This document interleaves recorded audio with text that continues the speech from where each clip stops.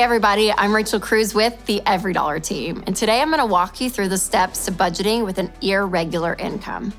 First off, what is an irregular income? Well, that's when your paychecks aren't exactly the same month to month. It's slightly trickier to plan your budget when you don't know exactly the amount you're gonna have, but you can 100% still do it. Go ahead and watch this all the way through. We've got an irregular income form that you can download when you're done so that you can get your numbers down. But for now, just listen to the process. Speaking of which, if you're wondering where to find those numbers that we're gonna dive into, that's gonna be on your online bank statement or your paper bank statements. All right, are you ready? It's just 6 steps, so let's get started. Step 1, list your income. I want you to list out all of the money that's coming in. So that's your regular paychecks and any side hustles. When you've got an irregular income, the key is to plan low. Look at your bank account and find the lowest amount that you've made in the past few months. Once you have that number, use that number to plan this month's income.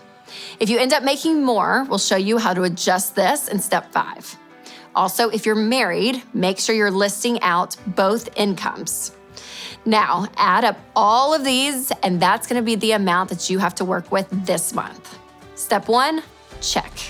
Now, step 2, list your expenses.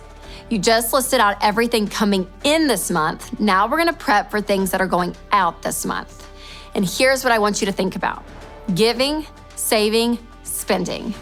And here's a quick note about saving. If you don't have an emergency fund, I really want you to make that a priority, because life happens, but you'll be ready to stand up to it if you have an emergency fund. Okay, when it comes to all the spending you need to plan for, start with what we call the 4 walls. That's food, utilities, shelter, and transportation.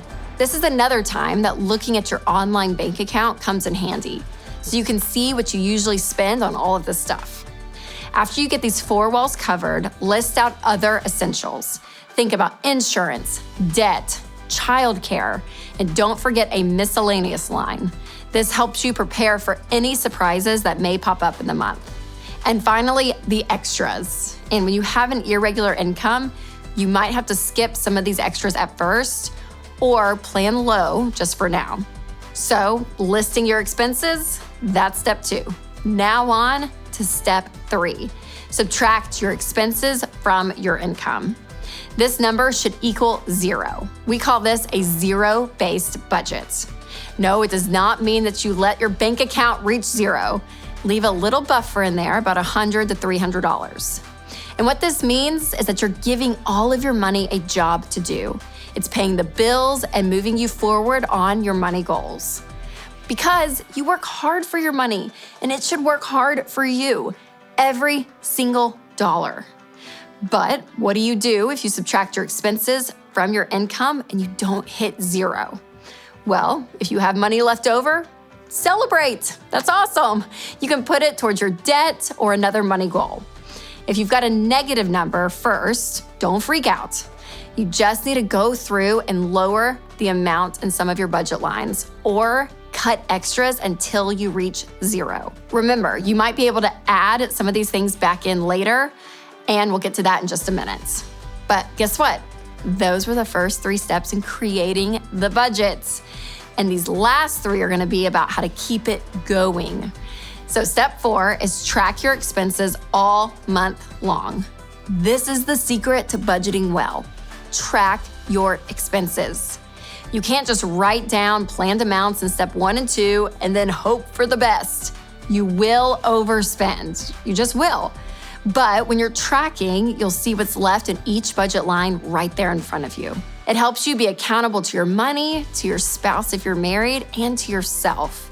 When you track transactions, you know where your money's going all the time. It is a beautiful thing, so don't skip this.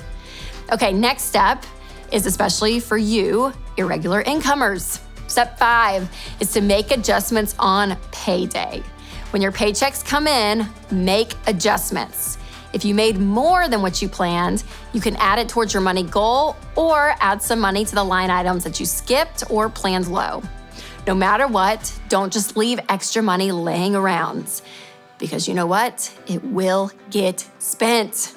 If you end up making less than what you planned for, then you'll have to tighten up your spending this month.